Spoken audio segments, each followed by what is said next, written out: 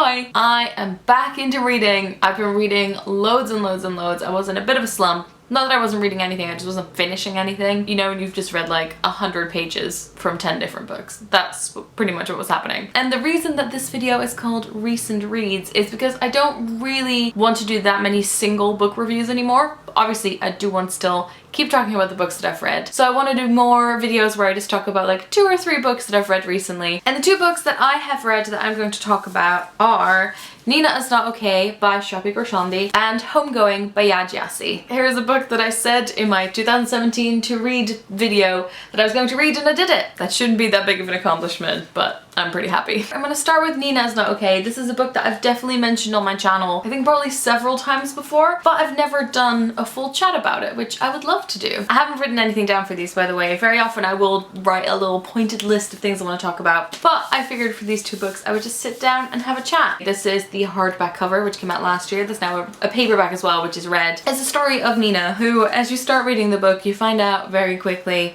is very much not okay. She has a pretty big drinking problem. Her father was an alcoholic and passed away when she was younger. She just seems to be on a sort of mission to destroy herself, and one other thing that plays a part in this as well is that one night she gets kicked out of a club and she's really drunk. These 2 men stagger out of the club behind her and something happens. She doesn't quite remember what happens, and then that sort of plays a huge part in the rest of the book as well, her trying to come to terms with what happened that night. What I quite like about this is that it sort of like straddles right between young adult and adult, where the character is obviously in the sort of young adult age range, but a lot of the things in the book are quite graphic, which I think very often you can't get away with if it is labeled as young adult. The way I read this book is that I read it in absolutely like one breath. It is one of those books where you're just watching something terrible happen and you can't look away, and you feel so sorry for the main character, but at the same time they're also making terrible decisions which very often they don't even know they're making, or that decision making feels like it's almost out of their hands. If you follow the Banging Book Club podcast, this is also one of the books I discussed recently, so I would also highly suggest you go listen to their discussion. And also I think in general on YouTube recently there's been a lot of discussions about drinking and, you know, trying to figure out when do you have a drinking problem. A lot of you might have read Asking for It by Louise O'Neill, and I think there are a lot of similarities in these books in the themes that they deal with. One of the things that I found most heartbreaking about this book, and also like quite interesting, are the different friendships that Nina has and different ways that friends respond to her behavior and what's going on in her life. She has a friend in this book who's like a self-proclaimed feminist, and it's quite funny to see that through the eyes of Nina, because you still in a way get to have that in the narrative, even though the main character is like quite conflicted about certain things from time to time. And this book also sort of has a side plot about abusive relationships, so I feel like it does tackle like so many different issues at the same time. Sort of interesting to read about very much from the outside, and you almost feel like that could be, you know, a book of its own. It feels like it's a story of its own. The reason that I sometimes find this book hard to describe is that it's like, it's really hard-hitting and really intense, but it's also written in a kind of funny way, although funny does not seem like the right word. Shappi is a comedian, and you can obviously see that in there, and it's just the sort of everyday conversations that contain that. But I think because of that, it makes it hard to put it in a specific category. And when you recommend this book to people, you almost want to go, this is a really easy and quick read that you'll like devour in one go. But at the same time it's also really difficult. One of the other things I think it does really well is sort of show you the spirals of self-destruction that can sometimes come into your life, sort of no matter what level of intensity they are, like the way that you sabotage yourself and the things that everyone around you are saying can't get through to you, don't make sense at that point, even though they in the real world do make sense. I would highly recommend it. If you have any, you know, personal issues with the things that are discussed in this book, obviously be cautious when it comes to reading this, but I think it is a very good perspective changer and something that will definitely make you think while also just being a fantastic read. Alright, now we're moving on to Homegoing. I actually read Homegoing only last week. I read Nina Is Not Okay quite a while ago. This is a book that obviously people have been raving and raving about, and I sort of thought, you know, going into it, I knew I was probably going to like it. There have been so many amazing reviews, but I wasn't quite ready to like it as much as I did. This book also deals with lots and lots of difficult issues. It deals with grief, it deals with abuse, it deals with slavery, racism. There's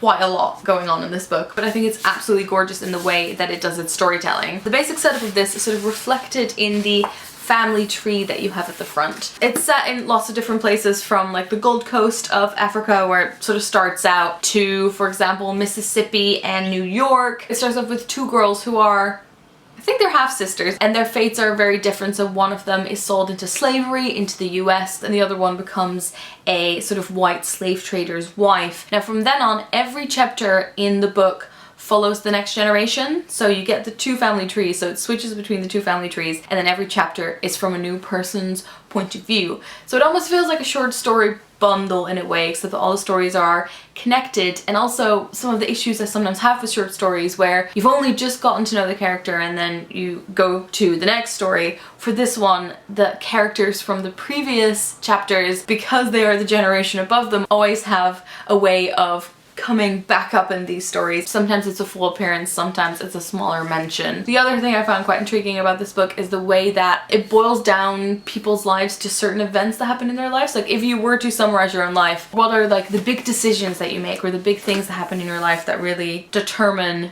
your future? Sometimes they're your own doing, sometimes they are not. I felt like this book had a lot of heart, and at the same time it also contextualizes history. You know, when you learn about certain events in history, although a lot of the things that this book talks about slavery, I feel like you don't learn, you know, even close to enough about in school. This connects lots of different events and lots of different time periods to a story of this fictional person that helps you contextualize it and remember it and sort of put it in a place and see, maybe you've learned about a specific event in history, but what does that mean for day-to-day life? And the end of the story actually goes almost all the way up to modern day and shows how you take your family history with you. Reading this made me really want to dive into my own family history, just to sort of be like, oh, do you know more than the two generations that came before you? Do you know the story of that? Sometimes I found it a little bit tricky to keep track of who it was. I think that without the family tree it would have been a lot harder, so I was very happy to have that family tree there to sometimes go back a little bit and see who this person ended up with in the story, because sometimes in the story you don't even know who the person is that they end up with, and then you jump to the next generation that is their kid and you're like, wait, who's the mom, who's the dad? I think what these have in common as well is that